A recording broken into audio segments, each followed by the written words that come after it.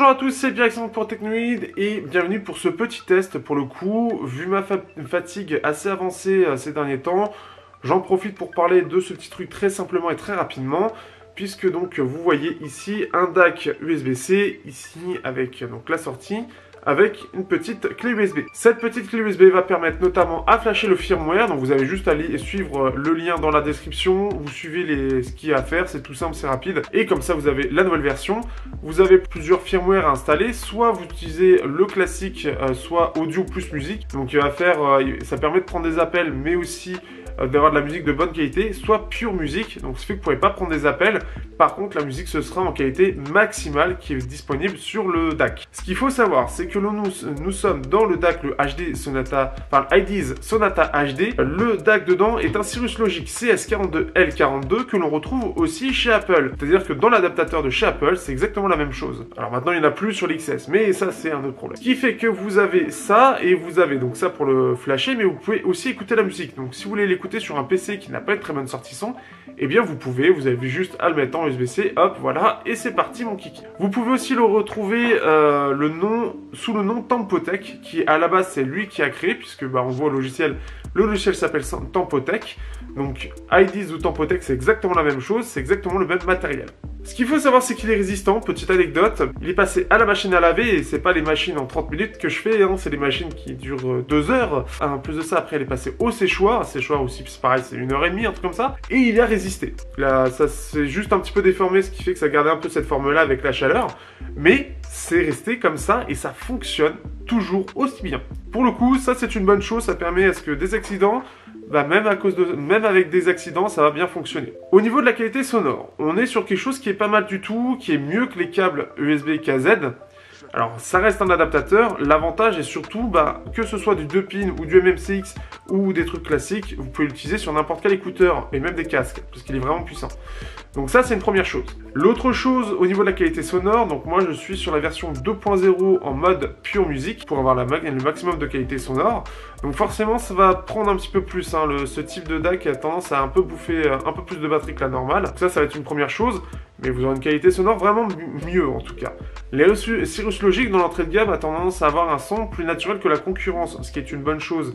Ici, ce qui est bien en plus par rapport au câble KZ, c'est qu'à faible volume, alors déjà, il est moins puissant, en tout cas le volume se gère beaucoup mieux que chez KZ, et ce qui fait qu'à bas volume, vous aurez beaucoup moins de bruit que le câble KZ, et vous pourrez aller beaucoup plus bas. Le gros problème du câble KZ, c'est surtout le bruit à bas volume, qui est très présent. Forcément, c'est à 10 € à un câble complet en 2 pins. Pas cher du tout, mais forcément, il y a des contraintes derrière. Ici, on a quand même sur quelque chose avec un bruit qui est beaucoup moins présent. Donc ça, c'est déjà bien. Ça reste un petit peu plus présent que ce qu'on peut retrouver sur un Meizu 16e ou sur le Honor V20 qui aujourd'hui se débrouille très très bien en termes de son. En termes de son, on est sur quelque chose qui est à peu près équivalent du Honor V20. Donc c'est vraiment une bonne puce son, un bon DAC. Ce qui fait qu'on a un petit peu plus de bruit, on a un petit peu plus de détails aussi, à peu près la même largeur de scène sonore, donc c'est pas mal aussi. Donc on a une scène sonore à peu près large, des bons détails.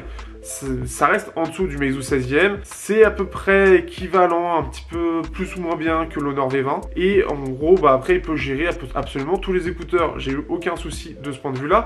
Et ce qui fait que justement, pour les appareils qui n'ont plus ce DAC intégré, eh bien, je pourrais utiliser ce DAC-là. Comme ça, je suis sûr de savoir ce que j'utilise. Que ce soit les casques un petit peu gourmands, parce que avec des intras, c'est à la moitié du volume, pas plus. En tout cas pour moi, et j'écoute plutôt fort.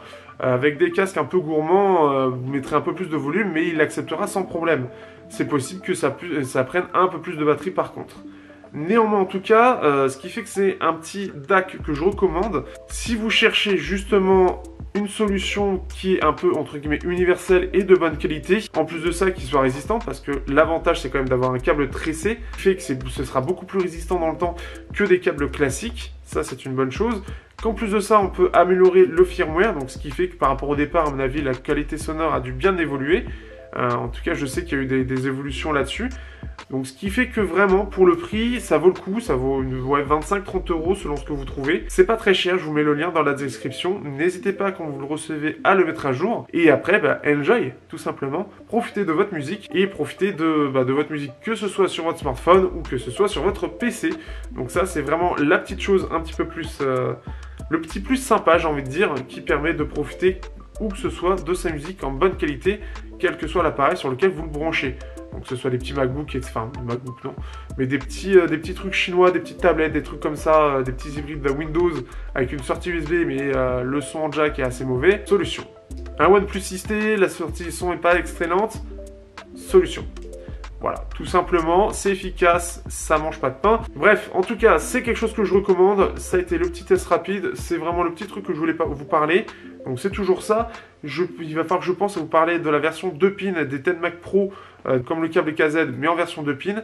Ça, j'essaierai de vous en reparler bientôt. Et on parlera bientôt aussi des appelés Yinyu NY06, avec un autre câble ultra classe dedans.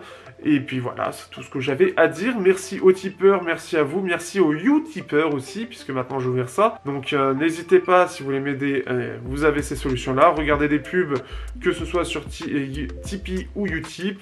Et puis, sinon, si vous pouvez faire des dons, etc. Bref, vous connaissez la chanson. Sur ce, je vous dis à bientôt pour un prochain test sur Technoid.